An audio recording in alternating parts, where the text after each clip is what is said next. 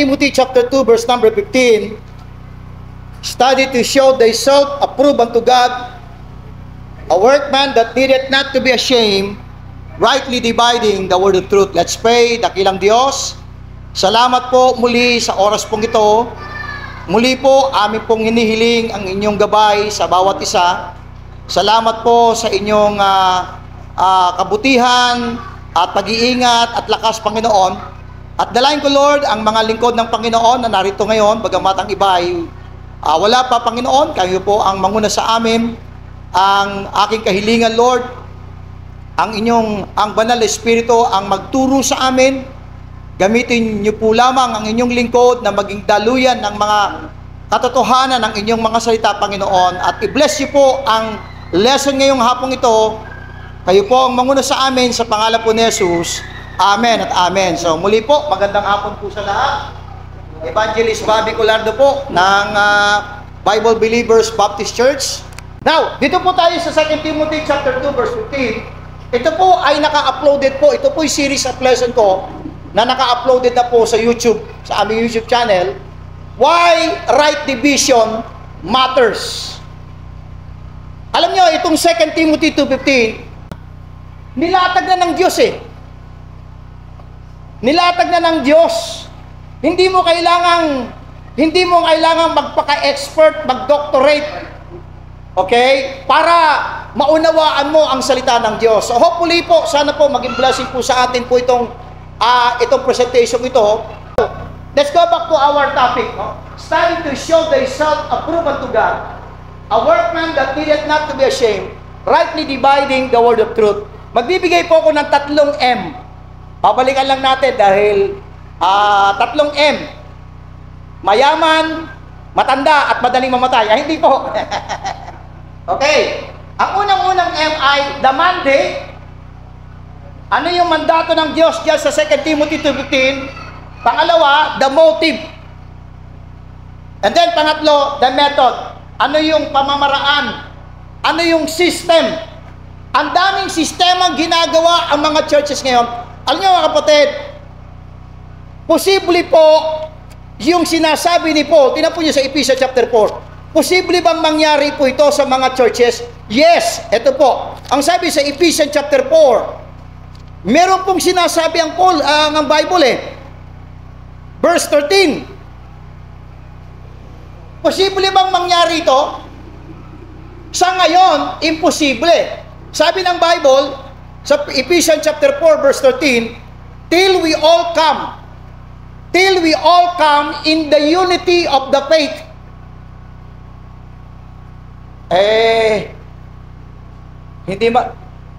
Sa mga Baptist, hindi magkakasundo-sundo yung mga Baptist, sa mga Methodist, sa mga iba-ibang mga churches. Okay? Hindi magkakasundo-sundo. Kailan darating? Pero possible ba na dumating tayo sa unity of the faith? Yes. Pwede pong mangyari na tayo po rito ay dumating tayo, mag-come up tayo in the unity of the faith. Sumunod lang tayo sa instruction ng Diyos. At ngayong hapong ito, patutunayan ko sa inyo why right division matters. Why is it so important na bawat na nga nagtuturo ng Bible, hindi pwedeng ignore ito. Kaya most of the time sa mga conferences po, ito po yung intro ko Itong 2 Timothy 2:15, the most neglected duty ng isang pastor. Inilatag niya na po niya. So, the mandate, the motive, and the method. Let's go to the mandate. Ano yung mandato ng Diyos? Ang mandato ng Diyos, sabi ng verse 15, study. We are commanded by God to study. Nalulungkot po ako kapag saan ka pupunta? Meron tong Bible conference, Bible study tayo pag mga pastor. Pero siguro kung missions conference to, puno tayo dito. Bakit? Kasi may mga regalo naka-display dito Pero kapag ka-study ng Bible, ano ginagawa ko? Yun po ako nalulungkot Bakit kapag tayo mag-aaral, mga lingkod ng Diyos, pag-aaralan natin ng salita ng Diyos, Libre na nga eh. May mga malalaking churches akong alam eh. Wala namang katorya-torya yung mga pinag-usapan, pero may registration pa, 500. May bayad pa. Pero pagpasok ko, puno. Pero nagtuturo, wala ko naintindihan. Puro jokes, puro patawa, puro kwento. Kaya nga minsan marami nagagalit sa akin, sabi ko, ayun mga pastor, sabi ko, nakakalungkot na magpipreach tayo ng Word of God, isang verse lang i-quote natin, and then 1 hour na tayo magdadadakdak sa pulpito. What we need now is Bible preaching. Bibihira ngayon na nagtuturo ng Bible na talagang bukas ng bukas. Kaya minsan napapansin ko iba, hindi na sanay. Masanay po tayo magbukas ng Bible. Now, yan yung mandato ng Diyos. Mandato ng Diyos. Tinignan mo sa dictionary word na mandate, it is an authoritative command. So we are commanded by God to study. Number one, the command to study.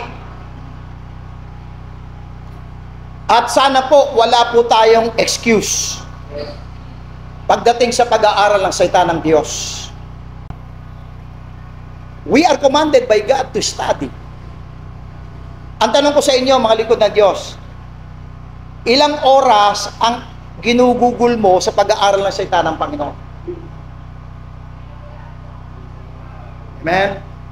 The command to study, another thing dito is, studying is personal responsibility. Sabi ng verse, study to show thyself. Hindi pwedeng si Pastor Jonathan, sasabihin niya kay Brother Jules, hindi mo na ako hindi ko na lang mag-aaral ka para sa akin. Hindi pwedeng ibang tao ang mag-aaral nito para sa iyo. Halimbawa, si Brother Jules ang sabihin ni Pastor Jonathan, hindi ako makakaten. Brother Jules, ikaw na lang ang mag-study para sa akin. Siya lang ang matututo. Pero siya wala siya matututunan. Bakit po? Because ang mandato ng Diyos, thyself. You, bawat isa po sa atin. Ang pag-aaral ng salita ng Panginoon, ikaw mismo mag-aral ka. Hindi pwedeng ibibigay mo, ito yung responsibilidad na hindi mo pwedeng i-delegate sa iba. Yung, halimbawa, meron kang gagawin sa church, maglilinis, pwede mong i-delegate sa iba yun. Tama? Mayroon kang Bible study na pupunta, pwede mong i-delegate sa iba yun. Tama po ba? Pero ito po yung responsibilidad ng ministry ng Panginoon, na hindi mo pwedeng i-delegate sa iba. Hindi pwede sabihin, Brad, mag-aaral ka nga. Bakit? Ipag-aaral mo ako. Mag-aaral ka para sa akin. No. Ikaw mismo talaga ang dapat mag-aral. Studying is a personal responsibility. Number 3, studying is a hard work. Sabi ng verse, study to show thyself approved unto God, a workman. Kaya po, ang pag-aaral ng salita ng Diyos, ang pastor po, dapat talaga, yan yung description mo. Tinampo ninyo sa Acts chapter 6, nung lumalago po yung mga church po sa Jerusalem, tinampo natin, ano po ang priority natin tayong mga lingkod ng Diyos? Kung ikaw ay nagtuturo, Sunday school, ikaw ay pastor, preacher, tinampo ninyo, papakita ko sa inyo, gaano ka-importante ang mag-aral ng salita ng Panginoon. Tinampo ninyo. So lumalago sa verse 1. Tingnan nyo, and in those days, when the number of the disciples was multiplied, there arose a murmuring of the Grecians. Bakit? Against the Hebrews, because their widows were neglected in the daily ministration. So merong area na, dahil lumalago na yung gawain sa Jerusalem, merong area po doon na napapabayaan. So nagrereklamo yung iba. Okay? Imagine mo yun, paano yun? So ngayon nagrereklamo sila. Verse 2, tingnan nyo. Then the 12 called the multitude of the disciples unto them and said, Watch. Tinagpatawag ng meeting tong 12 apostol. It is not reason that we should leave the word of God and serve table. Sabi ng mga apostol, dahil sila yung leaders hindi maaari na iiwanan namin ang pag-aaral ng salita ng Diyos para ng paglingkuran kayo. See how is important is for each individual leaders of every church na hindi niya pwedeng pabayaan ang salita ng Panginoon. Namili sila sa verse 3. And then, pagkatapos nilang namili, verse 4, I want you to note, watch verse 4. But we will give ourselves continually to prayer and to the ministry of the word. Mga kapatid, yan po yung description natin. At yan po yung trabaho natin na pagpapagalan natin. Minsan, mas pagod pa tayo sa lahat ng activity. Pastor, pagod ako. Bakit? Ang dami naming activity. May mga men's meeting, may fellowship, merong youth club, may youth fellowship, may youth. Pero, alam mo kung saan na dapat magpagal? Sa salita ng Diyos. Asan sa 1 Timothy? Ganyan, 1 Timothy. 1 Timothy po. Patutunayan ko po sa inyo na ang pag-aaral ng salita ng Diyos ay pagle-labor. Saan sa Bible? Ito po. 1 Timothy chapter 5, verse number 17.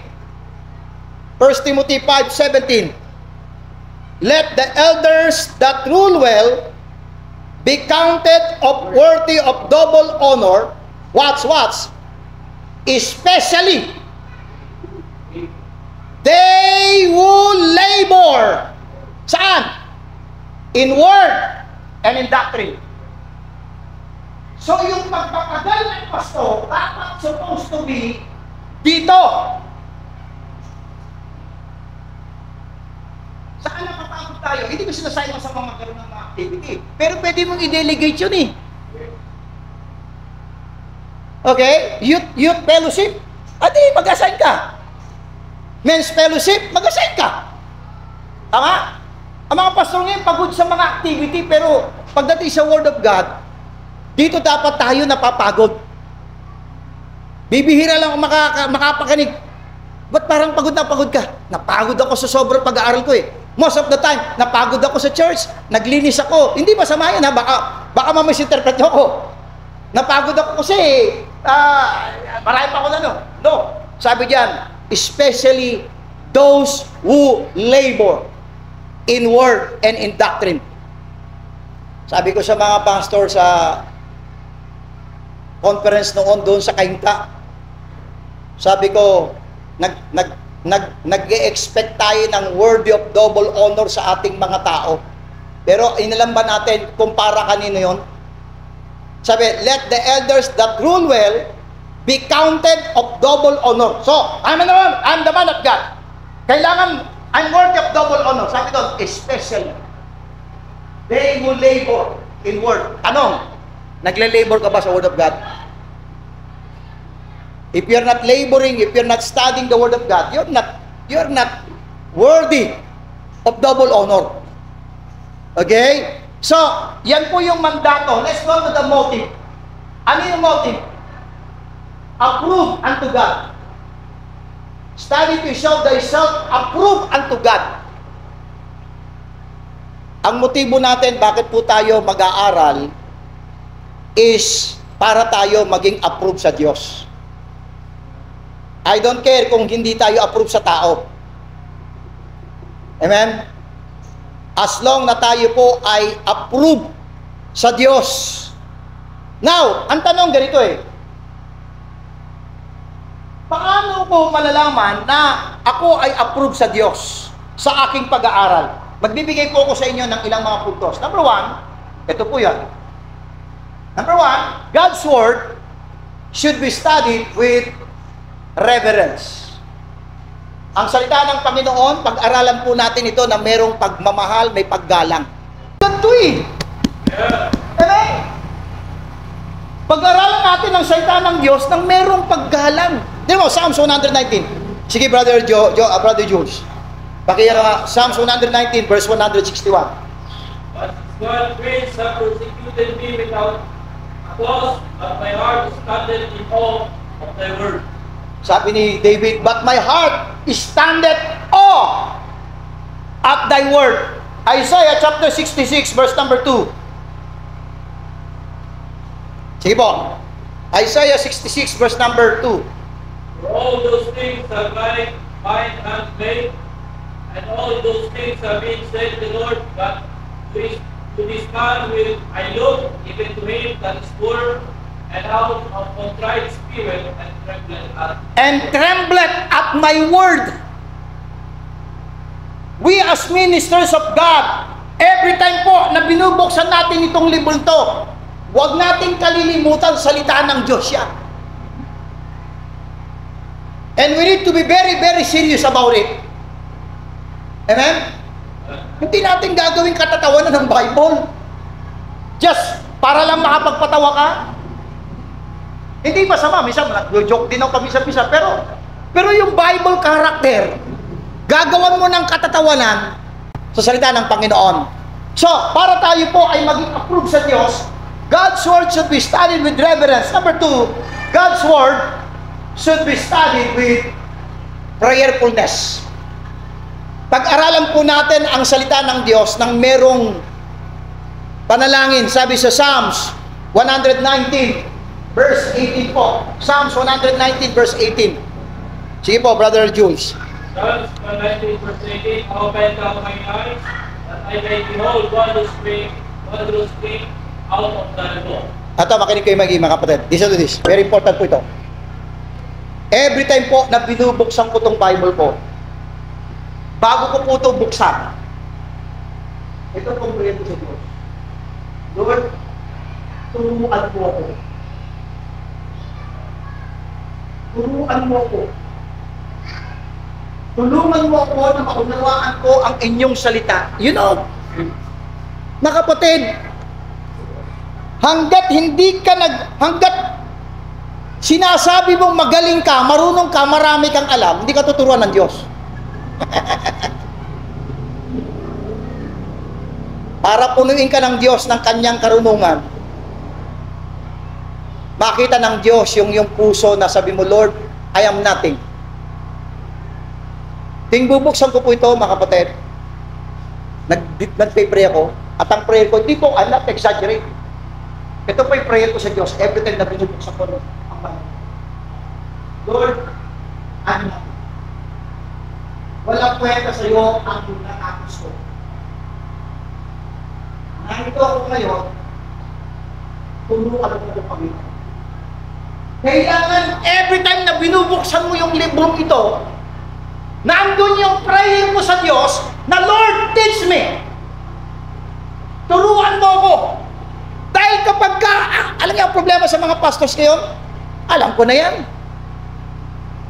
Alam ko na yan.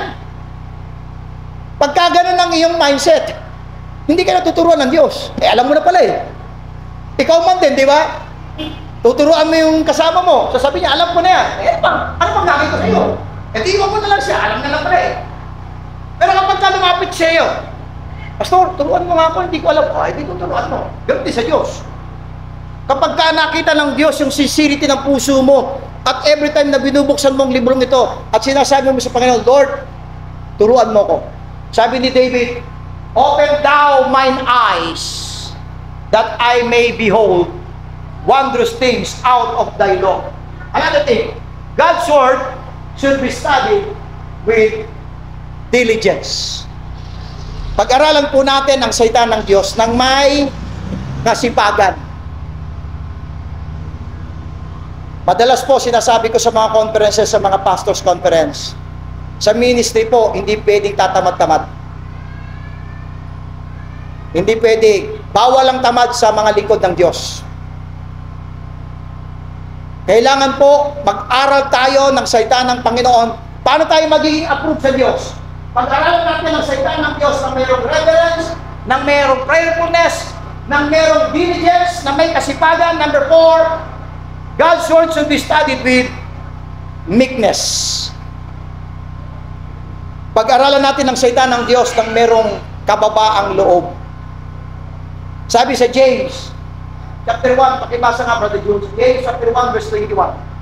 Diba? James 1:21. Hindi pa lang. Okay lang. James chapter 1, verse 21. Wherefore lay apart all filthiness and superfluity of naughtiness, and receive with meekness an engrafted word, which is able to save your soul. And receive with meekness the engrafted word. Hanggat hindi mo tinatanggap ang salita ng Diyos na merong pagpapakumbabang loob, hindi makukorek ang buhay mo. Hindi maitatama ang doktrina mo. Hindi maitatama. Tingnan yung tao, kapag nagmamatigas yung mga miyembro natin, hindi makukorek buhay nila. Right. Pero every time na tinatamaan sila, sasabihin nila, yes, Lord, totoo, Panginoon. Nandun yung pagpapakumbaba, nandun yung humbleness sa Lord. Kaya actually, ang preaching natin every Sunday, supposed to be, ang realization ng mga miyembro sa church. Na-realize niya yung pagkukulang niya, na-realize niya yung pagkakamali niya, na-realize niya yung mga failures niya in life. So, bakit? Kapag meron siyang realization ng ganon, ibig sabihin, tinatanggap niya yung salita ng Diyos nang may pagpapakumbaba. And for us to be approved by God, we need to study God's Word with meekness. And then number 5, God's Word should be studied with carefulness. Nowadays, sa Facebook po, minsan, pinagsasabihan ko si Brother Jose na magpaingat eh. Usong-usong ngayon yung debate, bakbakan eh. Nakakapagod na yung mga bakbakan at pasaringan ng mga, at ang nakakalungkot mga pastor.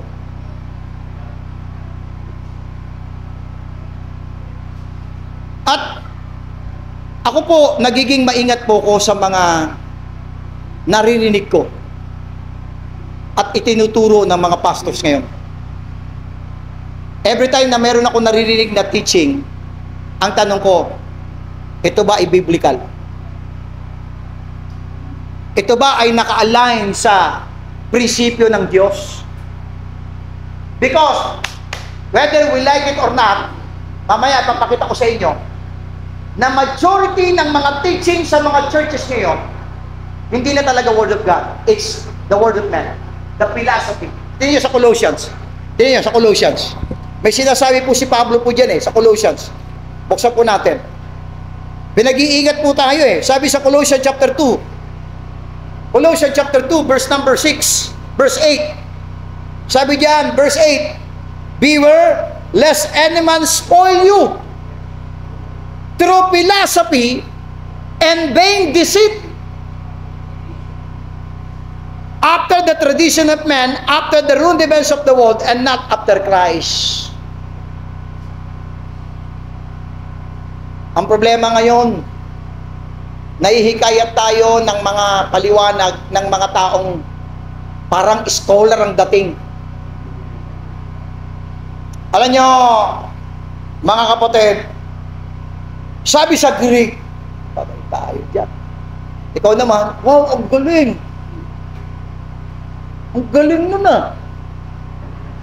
Hindi mo alam, nabasa lang po niya sa Strong Concordance. Nakabasa lang ng Greek lexicon. So, number 6, isa pa natin. God's Word should be studied with faithfulness. Medyo may striking point po tayo dito, mga kapatid. Huwag po kayong Let's start to Jeremiah chapter 23. Tayo po lahat, buksan po natin. Jeremiah chapter 23.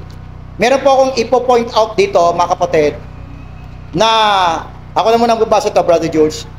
Jeremiah chapter 23, dahil meron po akong mahalagang nais i-point out dito sa Jeremiah chapter 23, verse 28. Okay, sabi sa verse 28, okay, the prophet that hath a dream, let him tell a dream. I want you to note the second phrase. And he that hath my word, do you have his word? Yeah. Meron sa iyo bang salita ng Diyos? Sabi ng Bible, let him speak my word faithfully. Tanong, etong tanong po, mga kapatid. Paano mo madedetermine na yung mayroong nangangaral ng salita ng Panginoon sa harapan mo, ay faithful talaga siyang nagsasalita na pinapangaral sa salita ng Diyos. Because sabi ng Bible, he that hath my word, let him speak my word faithfully. Meaning to say, meron talagang ginagamit ang salita ng Diyos at their own advantage. They're not faithful to this book. Now, ito ang tanong ko sa inyo. Sabi ng verse, he that hath my word, let him speak my word faithfully.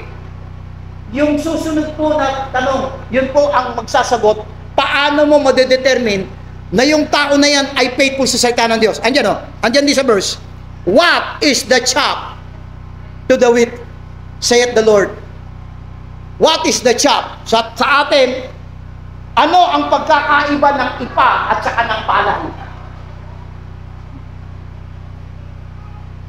Pag sinabi mong pareho yan, you're not faithful to this book. Pag sinabi mong pareho lang yung Israel at saka church, you're not faithful to this book. Pag sinabi ng Diyos na yan ay magkaiba at sinabi mong pareho, pag sinabi mo, pinakita sa'yo, black and white, hindi, pareho lang yan. There's something wrong with you.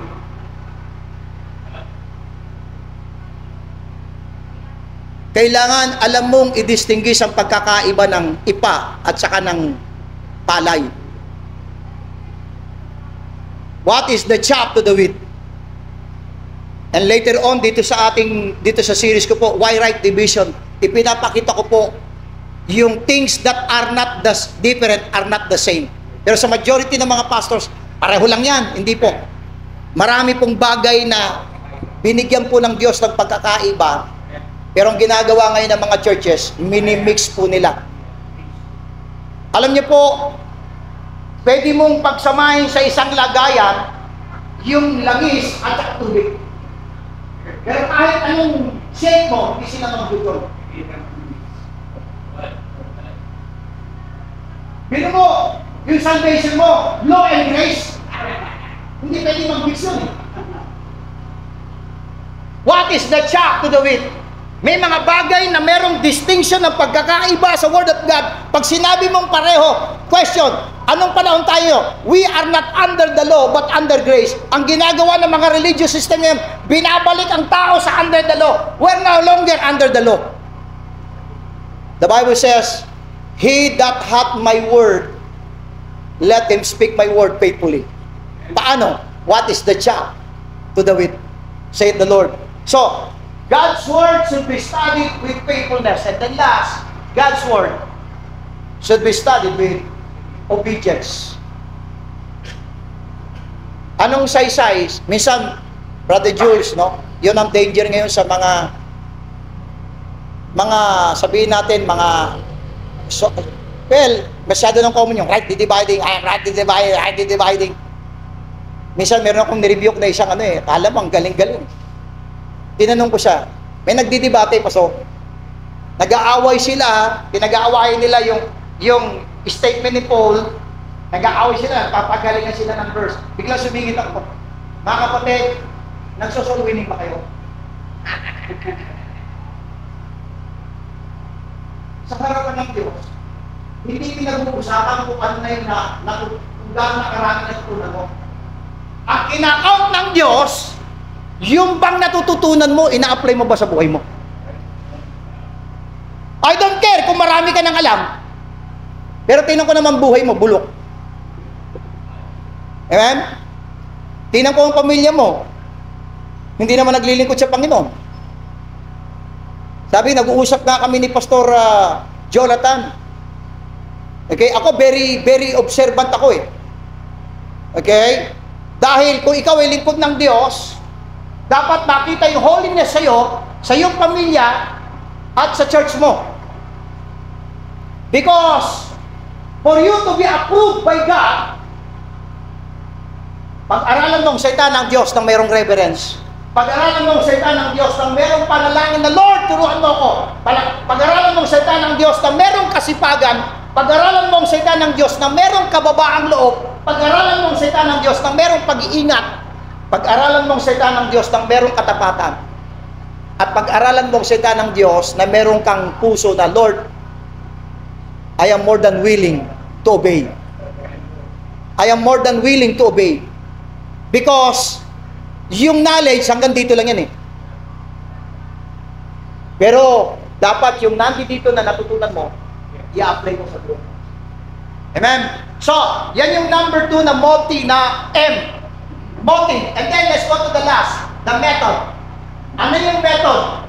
Study to show thyself approved unto God, a workman that needeth not to be ashamed, rightly dividing the word of truth. Ayun mga kapatid, dalawang bagay ang importante dyan sa 2 Timothy 2:15. Number 1 is study. Tanong, ang Iglesia ni Cristo ba hindi mo sila nag-aaral ng Biblia? Nag-aaral sila. Eh bakit mali doktrina nila? Ang saksi ni Jehovah, huwag mo sabihin hindi sila nag-aaral ng Biblia. Pero bakit hindi ka saksi ngayon? Tapos ang sasabihin, mali sila. Ang Seventh-day Adventist, hindi ba nag-aaral din sila ng Biblia? Lahat ng mga denominations, lahat sila nag-aaral ng Biblia. Pero pagka tinanong kita, sasabihin mo, mali sila. So bakit? Anong kulang? Hindi nangangahulugan nag-aaral ka ng Biblia, tapat na okay na yun. Nakalagay din yan, paano mong pag-aralan. We are commanded to study and we are instructed by God on how to study the Word of God is by rightly dividing the Word of truth. Rightly dividing it. The one great requirement of the Word is grounded on the fact that it is the Word of truth. Wala nang ibang option mga kapatid on how to study this book is by rightly dividing the word of truth. And this fact is so stated as to imply that unless the word is thus rightly divided, we shall not get the truth, and that we shall get its truth only in proportion to the measure in which we divide it rightly. The mandate, study. The motive, maging approved tayo sa Diyos. And then, the method is rightly dividing the word of truth. So, dito tayo sa problems with modern version. Nandiyan po yan. Problems with modern version. May problema po yung mga bagong salin po ng Biblia ngayon. Bakit po? Siguro ngayon. Ngayon ko lang narinig yan rightly dividing. Itong dahilan kung bakit ngayon ko lang narinig ito. Ito pong dahilan. Tingnan po natin sa King James. Sa KJV po, the Bible says in King James Bible, study to show thyself approved unto God, a workman that needeth not to be ashamed. The command, the instruction ng Diyos, rightly dividing. Bakit po? Kasi po, ang Bible po, alam niyo yung kawayan? Yung kawayan, meron siyang mga buko. Tama? Meron siyang tinatawag nating natural division. Ganon din po ang Bible. Okay? Pag hindi mo nakita yon at hindi mo yung tiningnan, in-apply, diyan po nagkakagulo-gulo ang mga churches. Okay?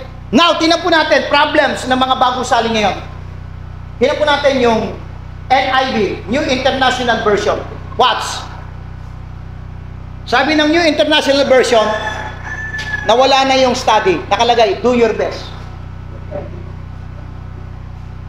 Do your best to present yourself to God as one approved, a worker who does not need to be ashamed, who correctly handles. Sabi ng King James, rightly dividing. Kaya no wonder kapag ka nagtuturo po ako sa ibang mga denominations, lalapit sa akin, sasabihin sa akin, Evangelist, ngayon ko lang narinig yung rightly dividing. Hindi po ako magtataka bakit inalis sa Bible mo eh. Nawawala na sa Bible mo yung rightly dividing, NIV nawala Kaya hindi ako magtaka pagka sinasabi ng mga pastor sa akin, Pastor, bago yan talagang bago dahil inalis ng Bible mo. And then another modern version. Tignan po nyo. NASB, New American Standard Bible. Tignan po natin. Be diligent. Nawala na yung command. Yes. Ang pag-study po ay kasi talagang maging diligent ka. Pero iba pa rin yung study. Be diligent to present yourself approved to God as workman who does not need to be ashamed, accurately handling. Pagka nakaharap po yung mga translators ng mga ito, sasabihin ko, ano, paano ba yung accurately handling? Paano ba yung, sabi, kung tatagalogin mo, tamang paghawak. Tama? Paano ba yung tamang paghawak? Ganito ba? Ganito ba? Ganito ba? Ganito ba? Kasi accurately, hindi ko alam eh. Okay? But the Bible says, rightly dividing. Magkaiba yun. Tignan po natin, ano na Golden Version? Ano to? New Living Translation. Sabi sa New Living Translation, work hard. Nawala na yung study. So you can present yourself to God and receive His approval. Be a good worker. One who does not need to be ashamed and who, what's? Correctly explains. May problema dyan. Bakit? Sino magde-determine na correct explanation mo? So, ang gagawin na lang natin, pagalingan na lang ng explanation. At yun ang nangyayari ngayon sa pulpito. Kung pagalingan lang ng explanation, walang mananalo kay Soriano. Kaya ang dami nyo deceive eh. Magaling siya magpaliwanag eh.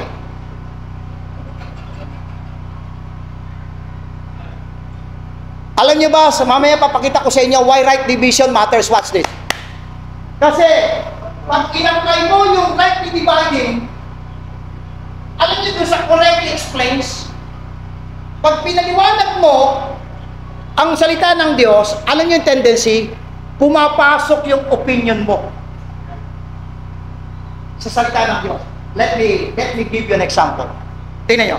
1 Peter.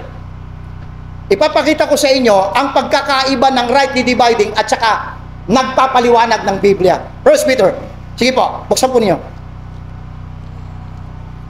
Ang kausap ko po, saksi. Sabi ko sa mga saksi, sa Jehovah's Witnesses, 2 Peter chapter 3. Sabi ko sa mga saksi, itong earth ay susunugin, sabi ng Bible. 2 Peter chapter 3, verse 10. Susunugin. Papakita ko sa iyo ha. 2 Peter 3:10. Nakita niyo po?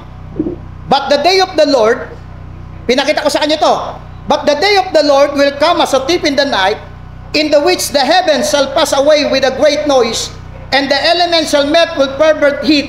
The earth also and the works that are therein shall be burned up. Now, here comes Jehovah's Witnesses, who correctly explains. Alam mo, kapatid, tingnan ha? Alam mo kapatid, ang ibig sabihin niya, hindi yun yung literal na susunugin. Alam niyo yung apoy, ginagamit yan sa pag nagki-cleanse eh.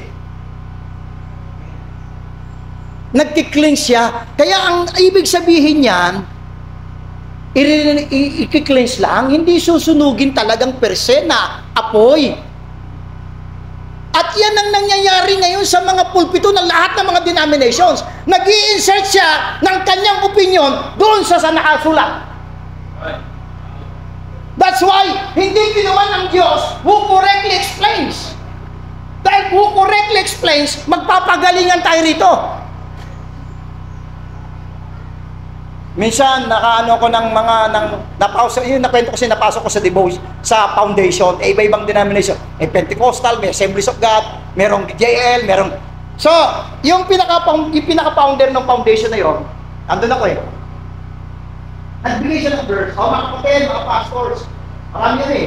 Anong masasabi niyo sa verse na to? Ikaw, pastor. Ganyan yan. Ibig sabihin niya, ganito. Ikaw, ano sa sagot niya? Ganito.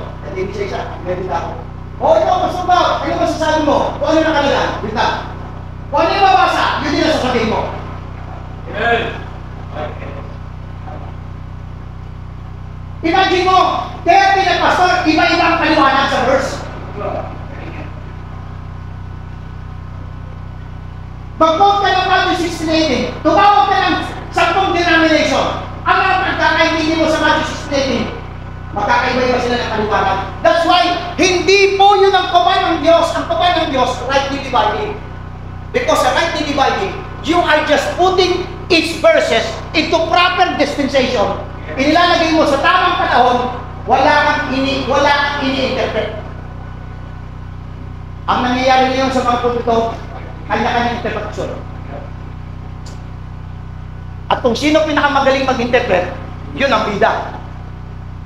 Yun ang kinikilalang magaling.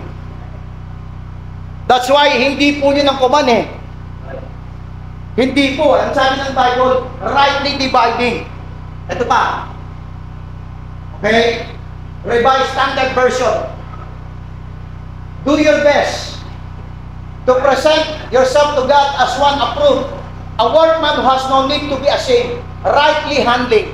Talagang tinanggal talaga ng modern version yung, alam niyo ba mga kapatid, yan lang ang nag-iisang verse sa King James Bible na kinuman tayo ng Diyos kung paano tayo mag-aral. Nag-iisa lang talata yan. Wala ka nang makikita sa buong Bible mo na in-instruct ka ng Diyos paano mo mag-aaral ng Bible. Alam mo ginawa ng modern version? Tinanggal pa. Kaya no man, sinipin ko sa bakit hanggang ngayon, nag-i-speaking taxes sila? Alam bakit? Because ang instruction ng Diyos, rightly dividing the word of truth. Ang Bible po may panahon. Bakit hindi tayo nagdadala ng animal sacrifice? Eh, di na inutos na Panginoon yun. Kasi may panahon na yun ang inutos ng Diyos. May panahon, mamaya, na hindi ang inutos ng Diyos. Ang tawag doon, rightly dividing the word of truth. You see, nakikita natin mga kapatid. Now, Tagalog, magandang balita Biblia. Sikapin mong maging kalugod-lugod. Kung ang purpose ng Tagalog Bible ay Tagalogin lang ang King James Bible, ano Tagalog ng study?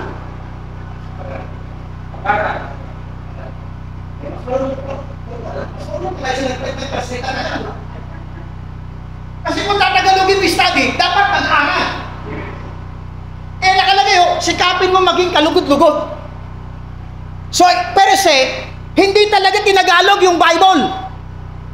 Nag-insert talaga sila ng kanilang opinion. That's the problem, yes.